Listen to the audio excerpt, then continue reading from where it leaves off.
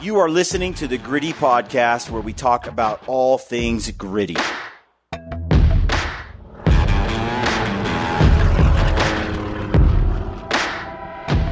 All right, folks, welcome to the Gritty Podcast. I'm your host, Brian Cullen. I'm joined today by my brother, the Gritty Broman, and we are deep into the book, Boone, a Biography by Robert Morgan.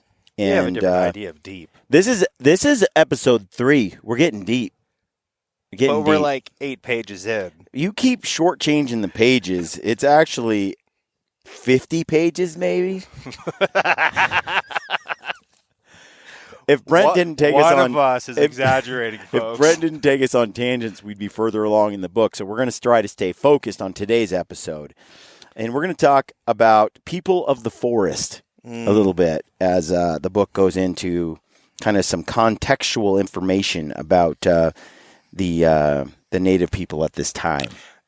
Speaking of going down rabbit holes or whatever, I think this is going to end up coming up in this conversation. Fern Gully. I feel like that just kind of like what says people of the forest. You know, I'm imagining Fern Gully. Oh, okay. That's what popped in my head, and I bet your generation. I'll find. I know what you're referencing, but I could care less. Don't do that. You can stub your dang toe right now. I'll tell you right now. It's an '80s movie that y'all dragged me into. I'm a '90s kid. Watched, the dude had a Walkman in the show. It's 80s, he did. Bro. I do remember. I'm lying. I know exactly what you're talking about. Save the planet. Hoorah. So yeah, we're gonna get into that. Before we do, if you like the channel, you like what we do, please subscribe, like this video, and leave us a comment. We really appreciate it. And check out our partners over at GoHunt. If you don't have a GoHunt Explorer membership for their map system, consider using the code GRITTY over there. You'll get a $20 in-store credit to the GoHunt Gear Shop when you use the code GRITTY for their Explorer membership. In essence, you'll get the map for $30, which is a great deal. It has excellent satellite imagery that you don't want to go into the woods without.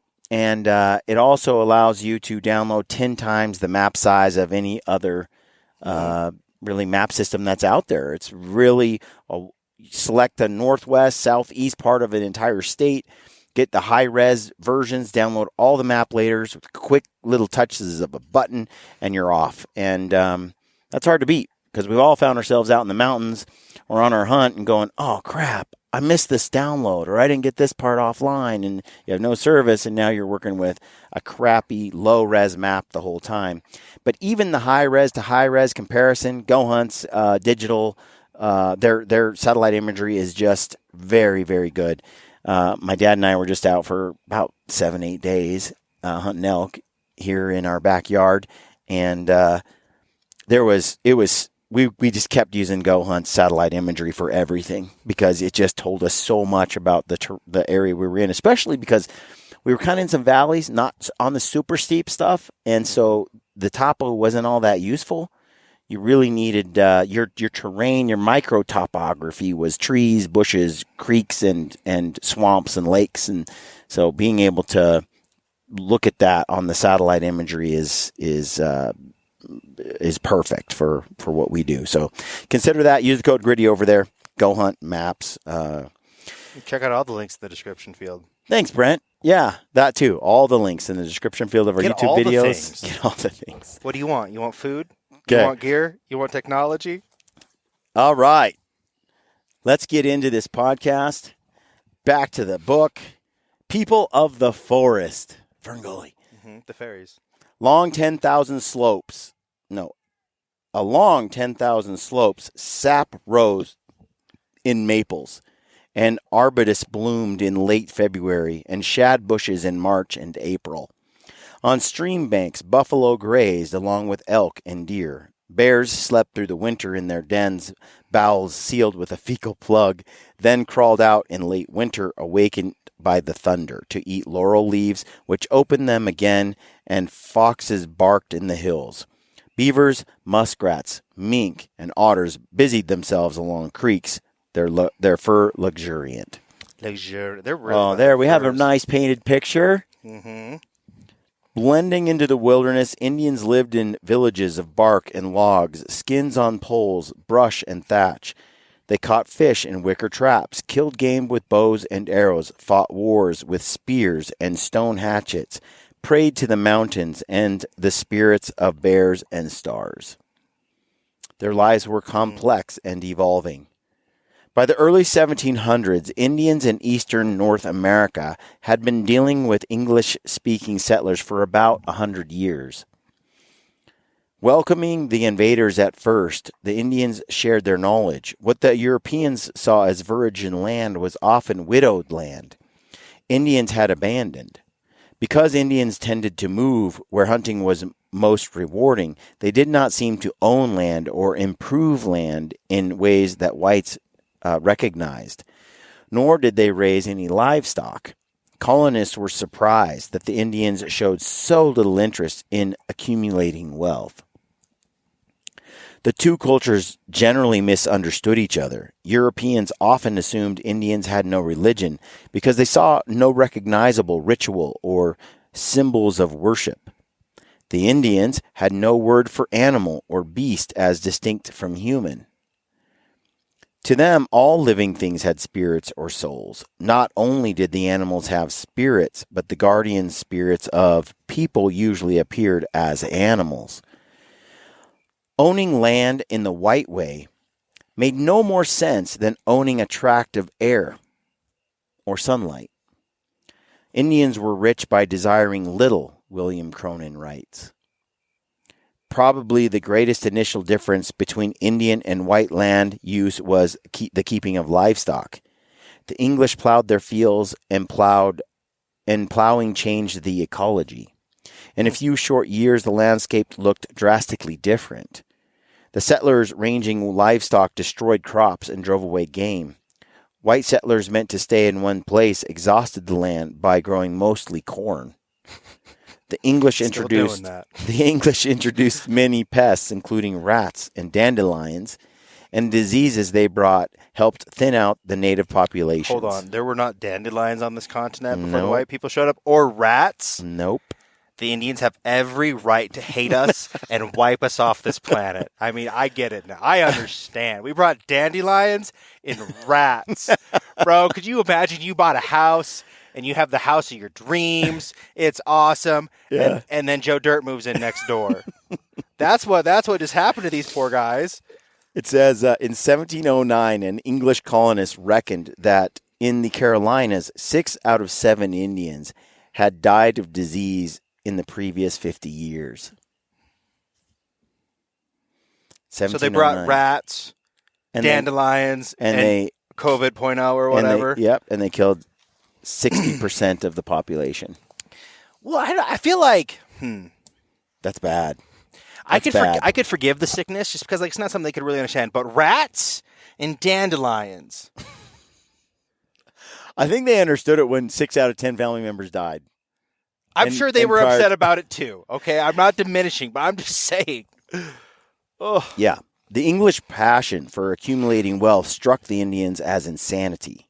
You know what that reminds me of is Land of the Spotted Eagle. Yeah. That's what it makes me thinking about how a warrior was always appraised by how little they could get by with and how much they gave away. Yeah, how much they the less you had, the wealthier you were or considered so by the Lakota community. Yeah, it says the English passion for accumulating wealth struck the Indians as insanity, which, that's something to think about, right? Like our society today is buy this, buy that, get the new car, get the new this, own this, more power, more wealth, more power. Mm-hmm. And this collection, this rat race that people are in to accumulate more and more wealth and power, the Indians looked at it collectively and thought, what is wrong with these people? So in some sense, our culture takes it for granted that, of course, you spend your whole life working your butt off and making as much money as you can and accumulating as much wealth as you can. And that's the whole point, right? And that's what commercials and TV shows and popular media, that's mostly what we are a consumer culture in a material world, as Madonna says. Right? And so that's the idea and the value system kind of pushed out there. And we take it for granted as if it's normal. And that's the point I'm trying to make right now is an entire world of a whole entire continent of people completely saw that as nonsense and insanity.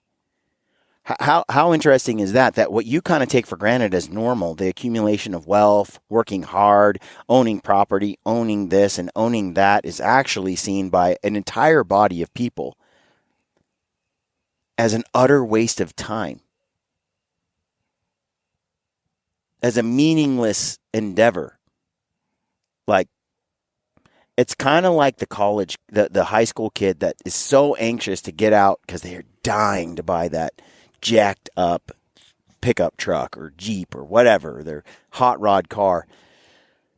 It's like the first thing they do is they go get a job at McDonald's where they make this pity wage, and then they go and they buy a $40,000 vehicle. And then they realize all they can do day after day, they don't even get to drive that thing around. They just have to work to pay for it. Like, all their dollars go to the owning of that vehicle. And then they realize, man, after a couple of years, I could really, really get by with like, $1,000 Dodge Neon that I bought used. I was going to say a rusted out. Paint peeling. Roof was about to give. Dodge Neon, and you didn't pay $1,000 for that thing. I bought it for $700. Was it $800? It was less. I swear it was like $400 or some nonsense. No, I bought it for $800. I remember. You didn't rob the man blind. I drove that Dodge Neon for 3 years, I think. While I did the Dave Ramsey get out of debt. I had it for like 5 or 6. Once I got out of debt after a couple of years, because I sold my $40,000 Dodge Cummins pickup that was new off the lot, my toy hauler and everything I ever owned. I sold everything, got rid of all debts, saved 3 to 6 months of expenses in my savings account, got rid of all debt, and I drove that hoopty. It was a piece of crap, but it got me from A to B for years, and then I saved up and paid cash for nicer cars. And then since then, I pretty much have avoided debt and put money into savings and other ventures over the years. And people are freaking out right now because interest rates are shooting through the roof. If you have a revolving debt credit card, I know people who have like $40,000 on a card that they were paying 3% interest, and now they're paying 28, 30%. Woof. Thousands of dollars a month in just interest down the drain. And they're trapped in that debt because they don't have the money to pay that. Like I said, I value freedom over security. And for me, the chains of debt, just somebody owning me, I don't like it. So I just avoid it. I just don't finance much, and I don't borrow money. And I pay cash when I can, as I can. And that has been the most liberating feeling, because this man can live on pennies if he has to. This man could live under a tarp. I could live outside in a tent and have and just live out in the wilds and not have any. I mean, give me $1,000 a month for various things, and that's it. But then you have your wife and your children, and they're not down with that. No, I mean, it'd be cool. But one thing, back to the book, as we dive in here, I think it's important to see that the English passion for accumulating wealth struck the Indians as insanity. I think that's something for us for you to really consider. That consider whether your accumulation of wealth is really something that is worthy of your best resources. I consider the accumulation of wealth a byproduct of other meaningful endeavors. I feel like it's a shoddy way sometimes. I feel like to some extent, you have to chase some money, having a family and stuff. But well, I would say you're just exchanging your time poorly. Like, you're giving up like really valuable time. It's not black and white. It's not automatic. Like, I certainly believe in accumulating wealth so that you're more powerful, so you can defend yourself against the predations of other powerful people. There is a certain, again, back to security, back to independence. Independence comes from a degree, a modicum of some degree of wealth and ability.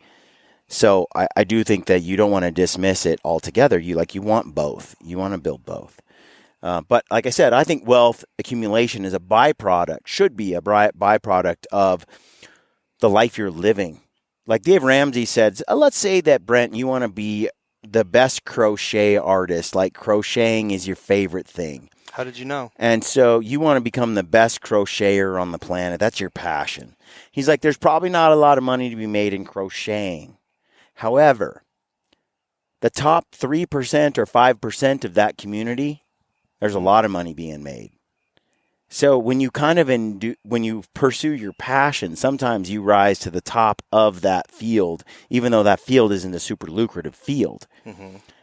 And so often it kind of balances out in the end. Like, for example, they say like the top 5% or 10% of podcasters make all the money. Mm-hmm. The top 10% of make the vast majority of money. The top of filmmakers make most of the money, and then there's just thousands of people underneath there that don't make any or lose money. So there's something about chasing and doing what is meaningful and letting the byproduct of that be the accumulation of success and wealth. So where's the line for insanity, do you think, then? I think that insanity comes when the Indians were looking at this. I think they were seeing all the hours and time spent missing out on nature and life and the outdoors and times with friends and loved ones and adventures in trade for toiling in a field all day, every day, so you can buy another house and a bigger barn and more horses. You know what I mean?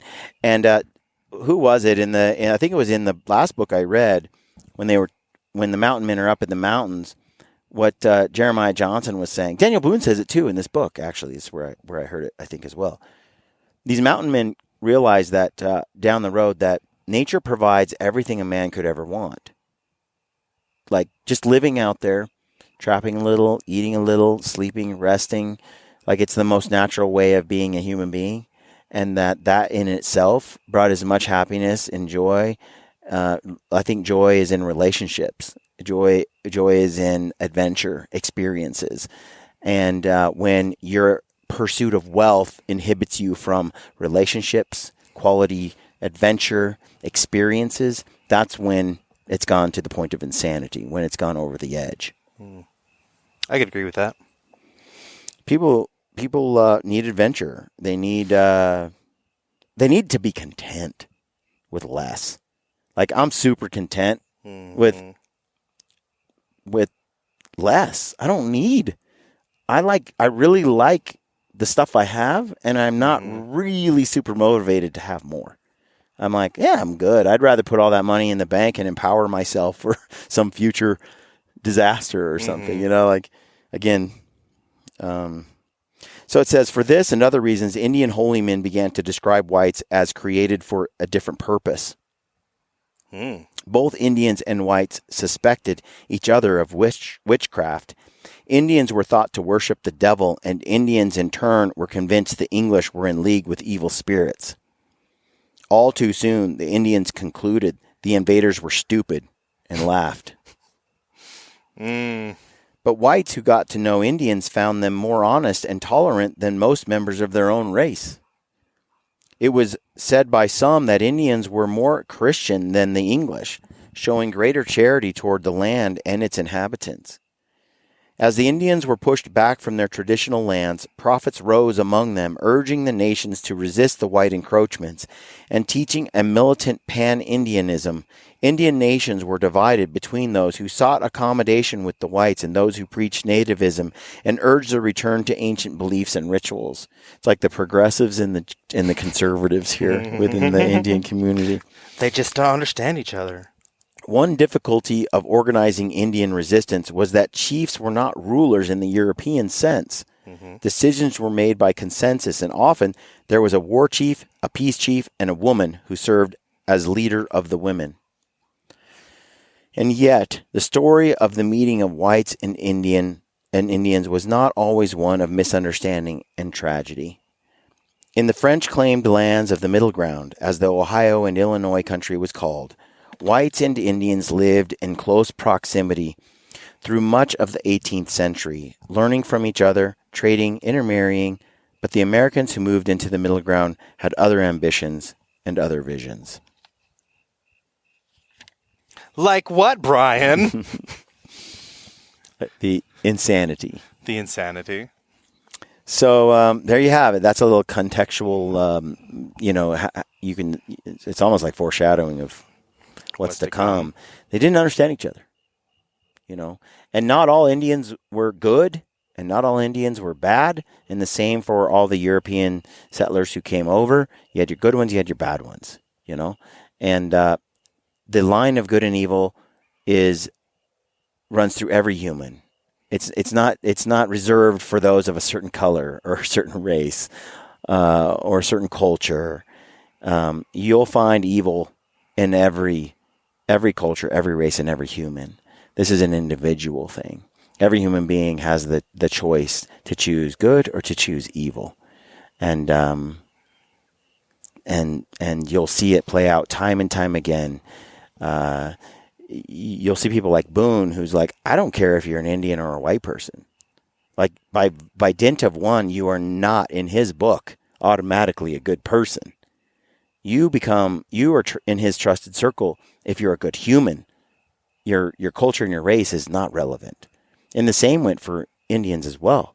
They were very close to many white people whom they admired and were close to, even though they had completely different cultures, So, the hills beyond the Yadkin. There has been much speculation about why Squire and Sarah Boone and their family left the peaceful countryside of Oley, Pennsylvania, for the wilder Shenandoah Valley of Virginia, and then the even wilder Yadkin Valley of North Carolina. So you're talking about Pennsylvania, Virginia, and North Carolina, bouncing around all that stuff. All that stuff is east of the Appalachian Mountains. Says still over there. Commentators have described the Boones as a restless family, as fiddle-footed with the itching foot. Fiddle-footed. That's cute. Certainly it was an age of restlessness when those who had made the great migration from their ancient roots in Britain or the continent felt little hesitation in picking up again and moving on. I mean, they moved across an ocean, so if they got to move a few miles north or south, they're like, whatever. A couple nights. They were curious, and they wanted to explore new areas. Most biographers and students of Daniel Boone have pointed out that Squire grew less and less in harmony with the community of Friends, which was the Quakers, at the Exeter meeting. As early as 1742, when Daniel was only 8, and Sarah, the oldest of his siblings, married a neighbor named John Wilcoxon, who was not a Quaker, both parents were rebuked and confessed their fault. Ironically, the 1730s and 40s were a time of religious revival in the American colonies, when the movement called the Great Awakening was sweeping over the land. Preachers such as Jonathan Edwards and George Whitefield conducted services in New England where worshippers swooned, had fits, or cringed in terror of hellfire. But it was also a time when parents and churches seemed to be losing control over their young. More and more young women had children out of wedlock. There is a tradition in American humor and folklore that religious revivals also inspire a surge in illegitimate births, as religious fervor seems to stir sexual fever. Such revivals, it was said, led to more souls being made than saved. That's good. After the Great Revival at the Cane Ridge in Kentucky in 1801, it was reported Becca Bell is with child to one brown. Kate Cummins also got careless and had a bastard. Patty McGuire has been whoring. The Reverend Charles Woodsman. Look how they all target the women, too, who traveled into the Carolina backcountry at this time, noted that 94% of the brides whom he married in the past year were pregnant on their wedding day. So in 1747, I think, again, this is a product of being on the frontier to an extent. You see these people end up... You're lacking options. That and and you get further and further removed from the civilized sort of cultured modern society, and you get pushed out into a much more difficult to survive in settings where people were less picky and less stringent to these to the Ten Commandments. It says in 1747, the year Daniel was given his first rifle, his older brother Israel also married outside the Quaker community. So you have these guys just like, there's a lot of Quakers, but there's other people, other settlers, and he found a girl attractive, and she's not a Quaker, and they just keep marrying outside the Quaker group. Again, a committee was appointed to speak with Squire Boone about his son's disorderly marriage. But this time, Squire refused to submit to public humiliation and confess his fault. The investigating committee reported that he could not see that he had transgressed and therefore was not willing to condemn it. It is possible that the spirit of independence in the new land had made him more resistant to the strictures of the Friends community. Perhaps he had begun to drift away from the faith itself. More likely, Squire had learned, as many parents do, then and now, how hard it is to direct the affections of their offspring. And because he also liked the mates chosen by his children, Squire may have felt the unfairness of the Friends' rebuke. His father, George III, had endured the humiliation of public confession. The minutes of the meeting for 1747 show that Squire not only refused to confess his fault, but flung arguments back at the Friends, giving room to a reflecting spirit even against his friends. He later sent a heated letter to the committee, and in March 1748, he was expelled from the Exeter meeting until he would confess his faults and show his coming to a godly sorrow in himself. While Sarah and the children continued to attend the meeting, Squire, after that, kept the Sabbath by staying at home. He's like, I have a conviction that my son marrying this woman and my daughter marrying this guy outside of our faith really isn't the boogeyman you're calling it. And I'm not going to apologize for it. And by the way, I'm not going to go to your damn church anymore. So you're saying not giving an apology sometimes is the right thing to do. Weird. I think where he felt like I didn't really do anything wrong. I don't think that what you're saying is wrong is really wrong, I think is where he's coming from. And they wouldn't budge, and so he's like, okay, whatever. Right. Agree to disagree. So it says, there is reason to believe, based on symbols carved on his tombstone in North Carolina, that Squire, like his son Daniel later, had been initiated into this Society of Freemasons. Okay. What's really interesting about this is people have this misconception of Freemasons. Mm-hmm. And we're going to get into it because this whole 1700s is just, and 16, it's all about Freemasonry. When George Washington, Abraham Lincoln, I don't remember which ones were in and which ones were out, but a great majority had joined the fraternity of the Freemasons. And it was a underground brotherhood of individuals and a fraternity, and it's really interesting. And then there's all sorts of apocryphal stories of why it's there and what it's about and all of that. Joseph Smith was a Freemason. You had a lot of early people at that time involved in Freemasonry and in that fraternity, all-male fraternity. It says leaders such as Benjamin Franklin were known to be enthusiastic Masons. Benjamin Franklin was a Freemason. Formed in England early in the 18th century, the secret society was devoted to fellowship, ceremony, charity, and service to the community. Oh, those are some boogeyman stuff. Fellowship, ceremony, charity, and service to the community. Joining the Freemasons could have made Squire feel even more independent of the Quaker meeting. Freemasonry offered a fresh way of looking at society and mankind. Liberal, rational, committed to a useful moral life, not based on revelation, class, or monarchy. Jews and even African Americans and Native Americans might be initiated into lodges. Really? Just seemed like a brotherhood willing to accept anyone with a pure heart. Although there's going to be those conspiracy theorists out there saying they're satanic. It seems likely the Boone's affiliation with Masonry strengthened their sense of belonging to the fraternity of all men, whether white or Indian. Very progressive at this time. American, or I suppose you could call it conservative as well, depending on your definition. And it helps explain Daniel's conduct later in the complex, dangerous time of the American Revolution. It is likely that his father's resistance and excommunication from the Quaker meeting made a deep impression on Daniel. I'm sure it did. Yeah. I'm sure it did, especially at that time. Especially if he liked his in-laws. It says, years later, he supposedly told his young friend Peter Houston that he had never known anything good to come from religious disputes. All his life, Boone avoided religious organizations and sectarian arguments. Though he showed a reverent spirit, treated others with respect and kindness, demonstrated an inner calm, and developed the habit of daily Bible reading, he never belonged to any church, nor ever confessed to any established creed. Really? So he's like quite a religious person, but that's between him and God. I like it. Not a religious body or institution. Not unlike the Indians. That's why he's kind of called a white Indian sometimes, where, you know, they have a communion with the Holy Spirit of a sort, or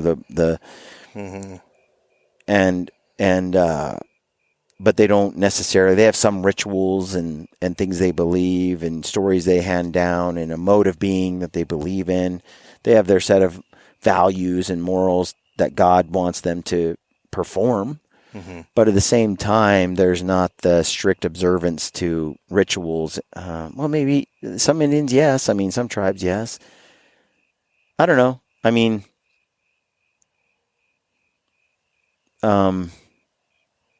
yeah. But yeah, definitely not the brick and mortar building attending sort of religious person. It says that,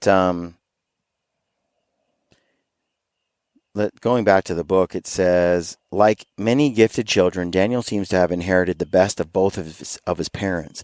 From his father, he appears to have received a boldness and independence, great physical strength and courage, tenacity and leadership, and skill with working with metal.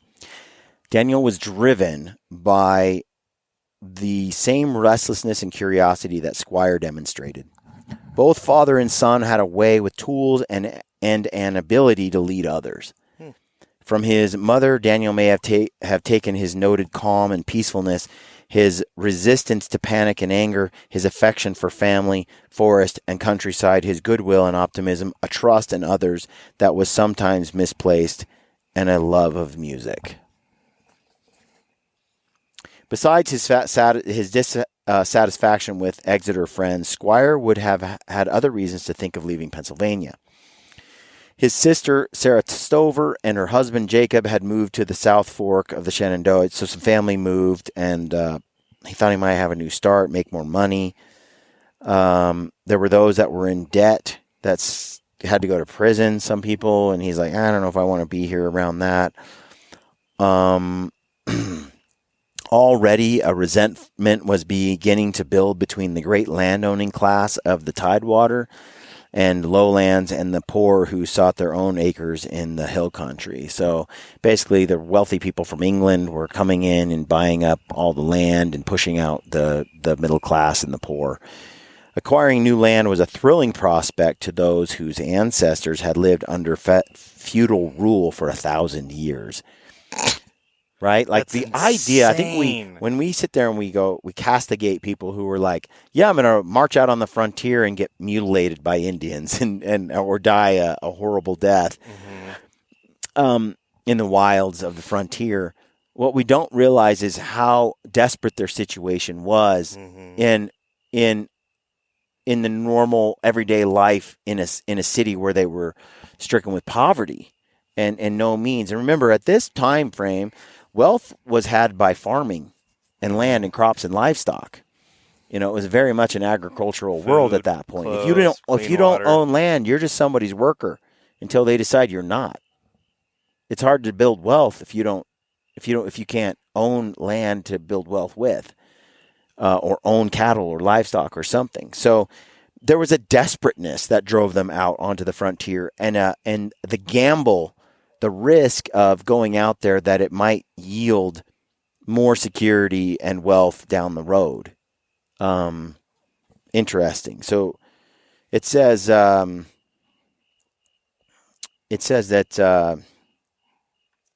back to most of the sunny uplands and fertile meadows of the South were to be had for you could get there with horses. Anything that was easy to get to, a lot of wealthy people, and was fertile, a lot of wealthy people bought it up over time. Mm-hmm.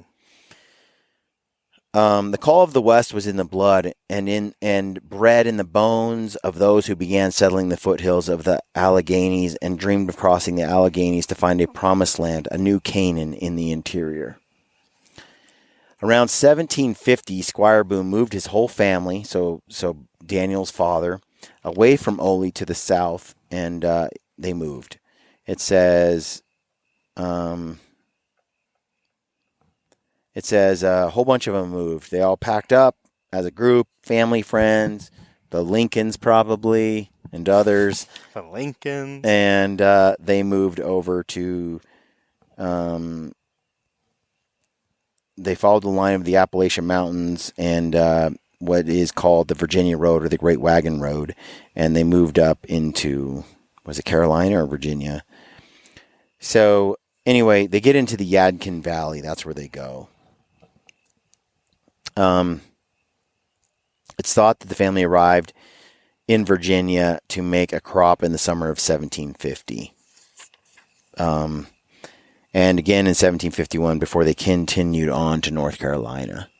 So they got themselves some food and they moved on again. So, in 1779, Daniel would lead John's son Abraham, grandfather of the president, over the Cumberland Gap into Kentucky. So Daniel Boone would take Abraham Lincoln over the Cumberland Gap into Kentucky. So Abraham Lincoln was with Daniel Boone in 1779. He was one of the 12-year-old boys or something that went through the Cumberland Gap into Kentucky.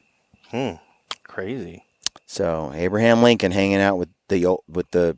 It really puts things in perspective because when I think of Abraham Lincoln, I think of a long time ago. Mm-hmm. Yeah. And here Daniel Boone Daniel Boone in 1779 is leading him as a 40-something year old man, I think, into Kentucky, leading the youthful Abraham Lincoln. Wild. More important for 16-year-old Daniel, the stop in Virginia gave him the opportunity for his long hunt inspired by Indian patterns and habits, an extended foray into the wilderness. It says he went in for game and adventure. At some point after the corn was laid by, Daniel and his friend Henry Miller set out on an expedition that took them hundreds of miles into the wilderness. Dang. In virgin Indian country. They first explored the mountains near the Shenandoah all the way to the Great Lick. Later, Roanoke, then dropped south through Roanoke Gap and the chain of the Blue Ridge into the Piedmont backcountry of North Carolina, where the game and furs were still more plentiful. I think of cliffed out areas and some mountain areas and stuff like that, but I also think of low mountains and rolling hills, when I think of the Appalachians in this part of the country. It says that the pools were filled with catfish, bass, and bream in the lower, slower stretches, and flashed with trout in the upper tributaries. Mink and muskrat, otter and marten had worn slides on the banks. So he liked the Yadkin Valley. It says they made whiskey. Some historians think the name Yadkin comes from the family name of Atkins, but others suggest it has an Indian source. Don't really care. It's a thing. That's the name.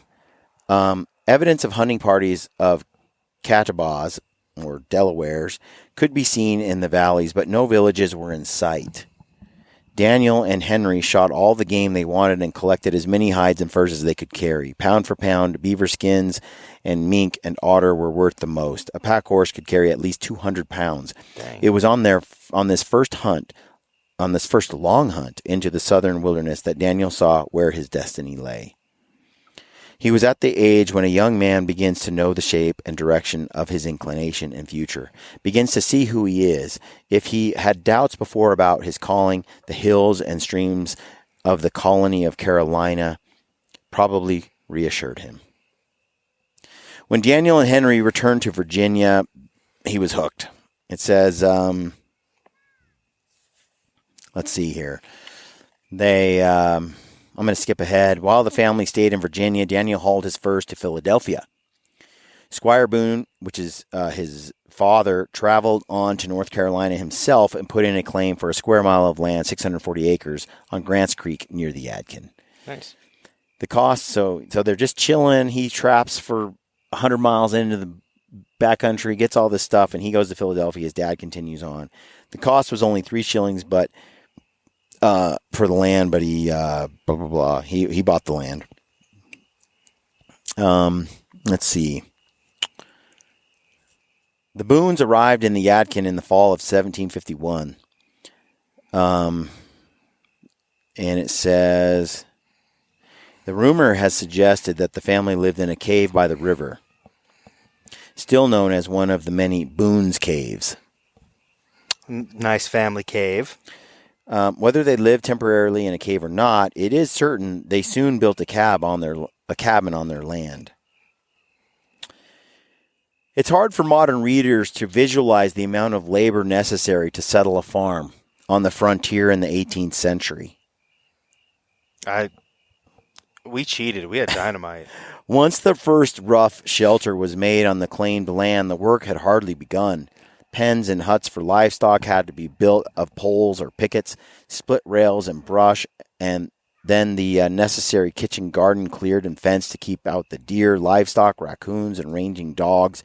Just to clear a garden patch required days of chopping and sawing, digging out stumps, and grubbing up roots. Luckily, the North Carolina Yadkin soil was not as rocky as the Pennsylvania fields. Yeah, it doesn't sound fun at all. I mean, we have horses. Later, you had horses and plows and all that kind of stuff. But, I mean, these guys even with that, it was brutal. Horses, a horse-drawn plow sucks, dude. It's just a giant, unwieldy thing trying to drag through the earth and sucks, man. You know, the first guy that made it, though, was like, this is awesome. For sure. I mean, better than using his own stick and rock, you know. This is the future, boys. Yeah. Little do they know. So it says, skipping ahead, they basically talk about what it was like to try to grow corn and other crops and get rid of trees and stumps and rocks and all of that kind of stuff. How the soil would grow really well. Corn, which had been introduced to Europe, was native to this soil and had been grown here by Indians for thousands of years. So corn was is native to this country, but the corn today looks nothing like the corn back then. Mm-mm. It says that corn Did was. you see Hank Shaw's post of that funky corn that he got? Keep talking. I'll pull it up in a second. I'll tell you about it. It says that corn was the essential universal crop for the settlers on the Yadkin. It could be eaten as roasting ears in the milk when first ripe, or it could be grated on a grater into bread when a little more mature. When hardened in the fall, corn could be ground into grits or meal and made into mush, pudding, or bread. Holy moly, what is that? That is a piece of corn. From back in the day? No. Modern. Yeah, Hank got this from Mexico. Yeah. Yeah, I mean, they have taken it to another level. Like, wasn't it like your pinky size, the old-timey corn? Yeah. Back then, about the size of your pinky, little fingerling types. And they were you get like 5 or 6 kernels, and they might be a little bit bigger and funky, ununiform. They went through a lot of iterations, but that's what he made these blue tortilla shells out of those. It looks good. You're a talented man, Hank. Yeah.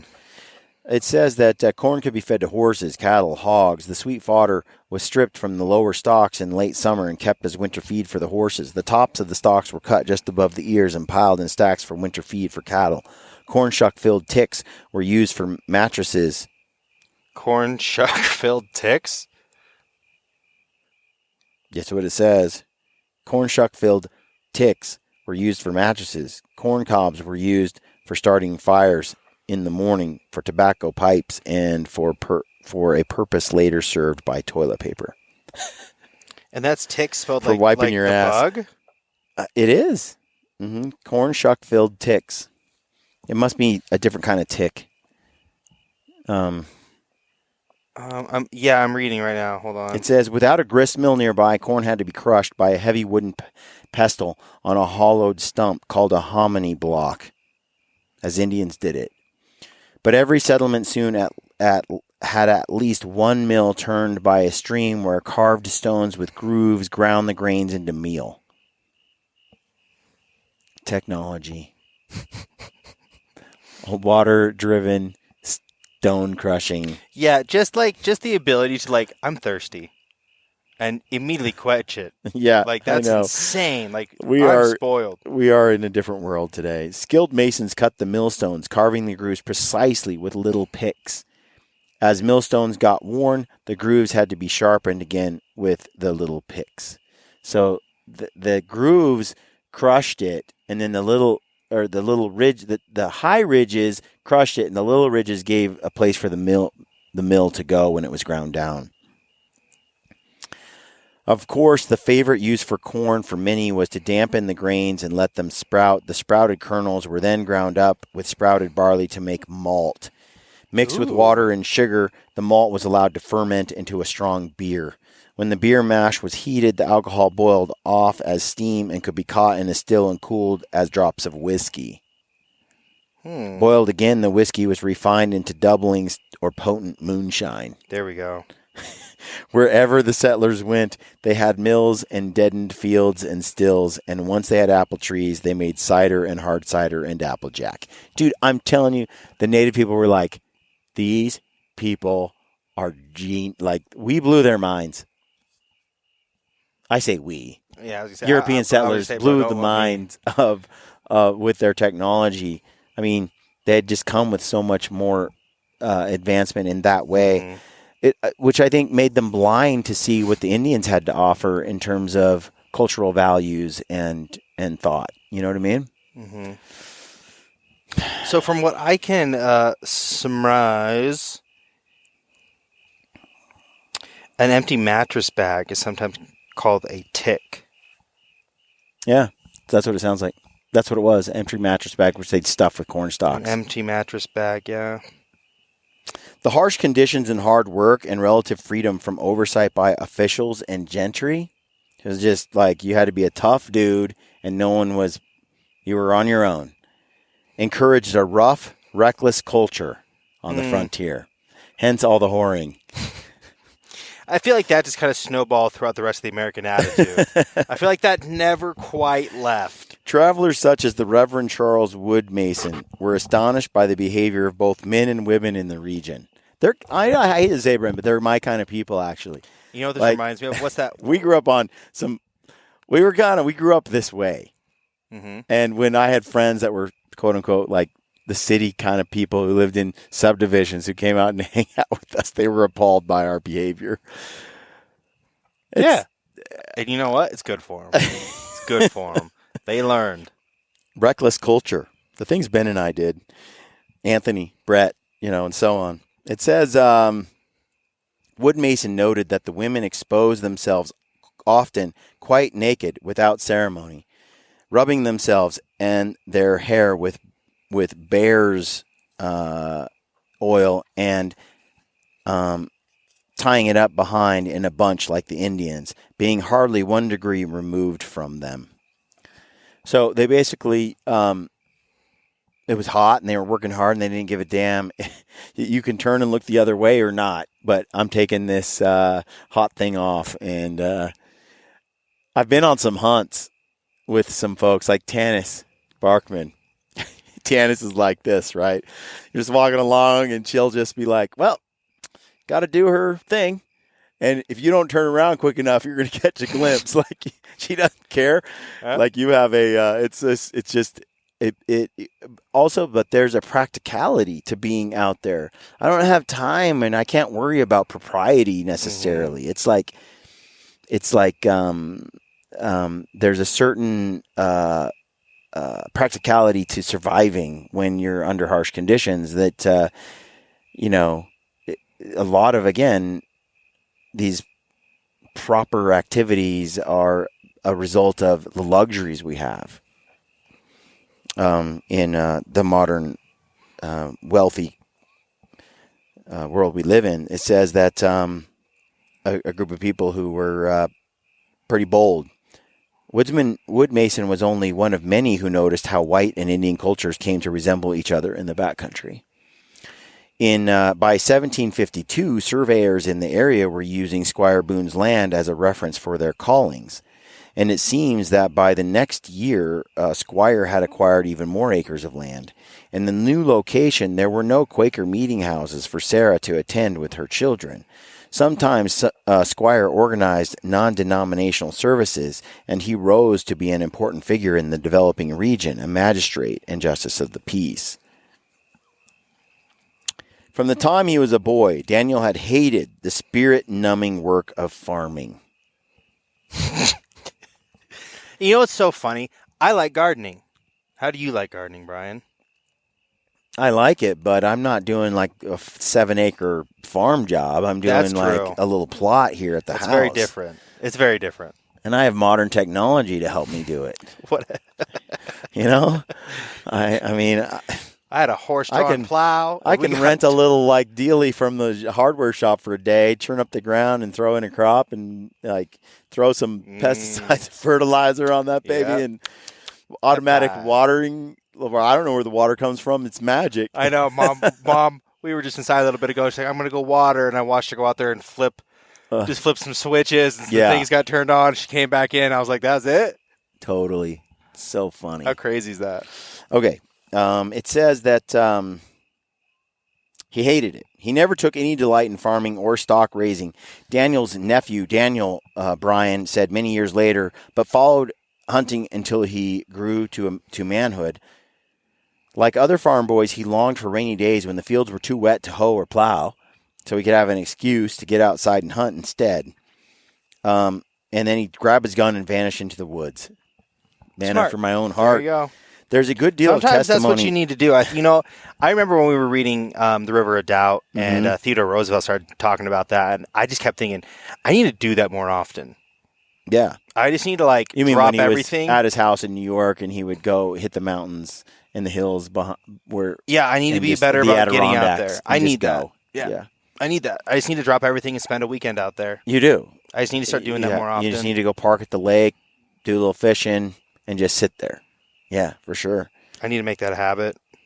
So it says he took off. There's a good deal of testimony that Boone never minded falling weather. In fact, he seemed to enjoy rain.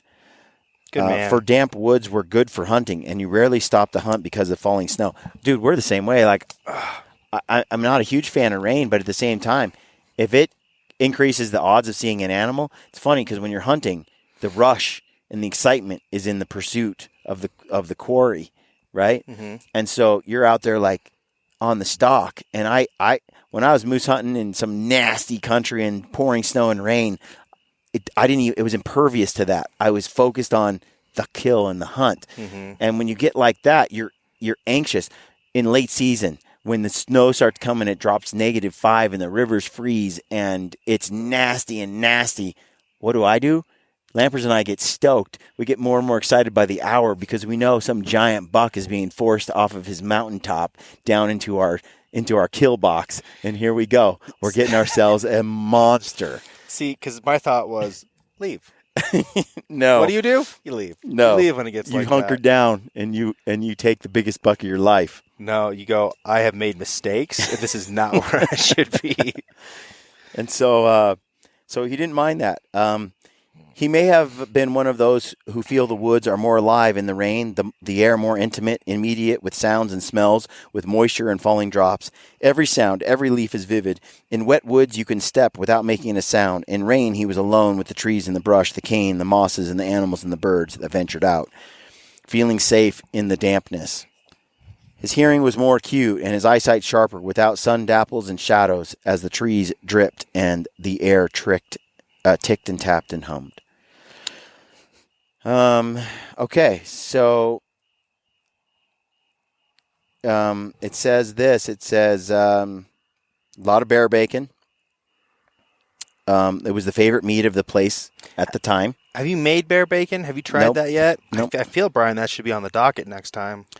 It says that bear bacon was the favorite meat of the place and time where he at that point in society. Furs and ginseng could be traded for cash. The Chinese would buy the ginseng and they'd ship it over the ocean. And for more lead and powder, metal traps, a beaver felt hat. Bear Creek in the Yadkin Valley was supposedly so named because one winter Daniel killed 91 bears along its banks. Hold on. I mean, like, how many bears can you kill before there's none left in the valley? More than that, because they kept still being there. But yeah, I mean, this will be a theme in the book where they overtrap, overhunt until all the animals are gone. It seems unending. I mean, there's just got to be so many. And you could see how the Indians had it fairly easy with game populations like that. You just walk out one day and take what you want and come home. But I mean, like, for me, I'm looking at this like it's a bear. It's not like it's a herd animal. It's not like he's like getting collections of bears together like you would a deer. Oh yeah, with the population, it just goes to show how the landscapes could sustain a large number of animals. That's a bear every 3 or 4 days for a year. Isn't it? He said 91 bears? 91 bears. And there's 365 days, so like every 4 or 5, like a bear a week, that's less than a bear a week. Every few days. That's crazy. But he did it in one, what did it say? Was it one season or 1 year? It says, one winter Daniel killed 91 bears. In one winter. 4 or 5 month period of fall. And this is a dude without glass. Like, he's not like, he doesn't hunt like you and Ryan do.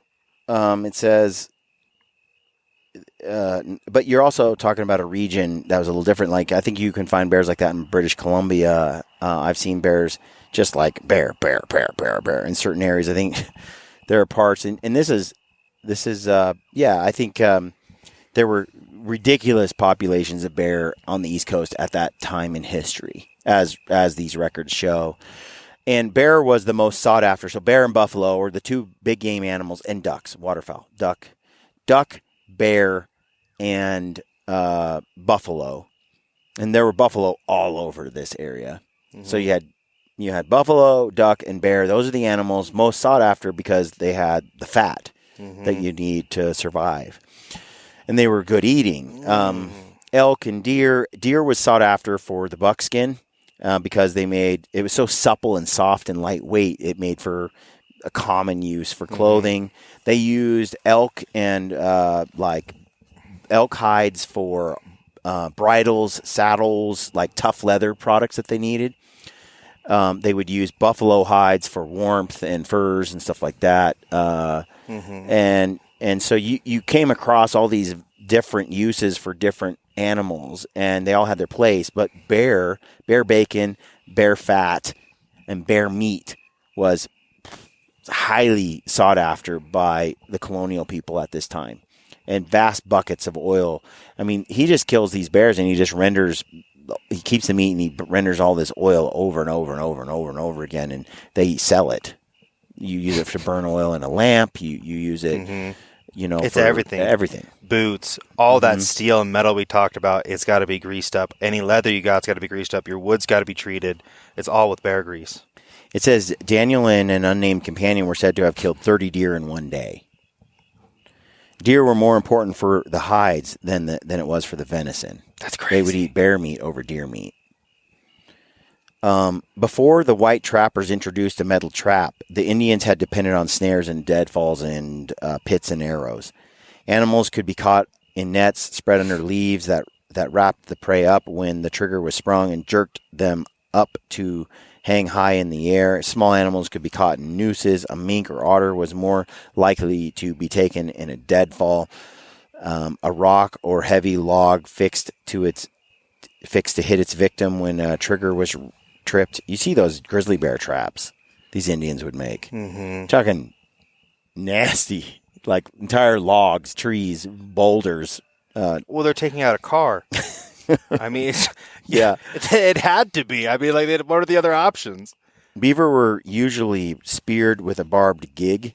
The Indians knew how to attract beavers with castoreum, a scent taken from the gland of another beaver. What's that, castor? Bigger animals such as foxes and wolves could be taken in pits, dug in trails, and covered up with sticks and leaves and a trapdoor that tipped the animal into the deep hole. So the Indians were adept with their methods, perfected over thousands of years. They used furs for clothing and decoration, ceremonies and talismanic signs for crafting pouches, quivers, and headdresses for trading with other tribes. Talismanic. I like that word. It's my new word. When the Europeans arrived, the Indians discovered furs were the most valuable commodity. Wars were fought and whole villages massacred over the fur trade. Once the traders made fur so important. That happened in the early 1600s. And you have the French trappers and the British and the Spanish. Everyone was doing it. Religious orders established missions in Canada and farther south, partly to save the souls of Indians and partly to serve as forts to protect the lucrative fur trade. There it is. There it is. Money. And it contributed to the so-called French and Indian Wars of 1750s and the 60s. Yep. So the fur trade was a big deal at the time. And with traditional methods, native trappers might gather scores of skins from creek banks and high valleys in a season. But with hand-forged iron traps, they could garner thousands in the same time. Dang. So they were using those steel traps, and they just dominated. And they can't have any concept of how good those steel traps are compared to what they're using before. Again, Brent, metal. That's what I'm saying. Metal. Like, they don't have any concept. Like they tried to capture and trap these animals as much as possible, and now their success rate just skyrockets. So they've never wiped out animals really before. That's never really been a thing. We're going to get more into this, the trap, the bear trap, and all this stuff is really fascinating. This next section, we're going to get more into that. We're gonna stop for today, but this next part as a hunter. Outdoorsman, this is really interesting. So tune in to the next episode. And like I said, if you like the show, like and subscribe to the channel. Leave us a comment. We appreciate those comments very much. And use the code GRITTY with our partners. Look at the description field down below. And check out Mountain Ops, Stealthy Nutrition, Peaks Equipment, Sheep Feed Orthotics, a few of our sponsors. We appreciate this. Appreciate you. Thanks for tuning in. Stay gritty.